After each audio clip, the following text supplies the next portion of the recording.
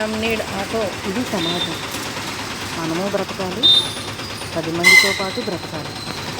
సమాజంలో ఒక్కలే ఉండదు, 10 మందితో పాటు మనము ఉంటాం. ఎందుకంటే గోల, కొండ మీద ఇల్లు కట్టుకొని జంతువులకు భయపడితే ఎలాగా? నదొడ్డుని ఇల్లు కట్టుకొని అలలకు భయపడితే ఎలా? బజార్ నడుము ఇల్లు కట్టుకొని ఏంటి గోళాన్ని విసుక్కుంటేలా? లోకంలో దీవెనలు తిట్లు కామన్. అవి లేకుండా మనం బ్రతకలేవు. కలిసి బ్రతకాలంటే ఒకరినొకరు ఇవన్నీ భరించాలి. ఎప్పుడు వెయిట్ చేసిన ఆటో కాదంటారా?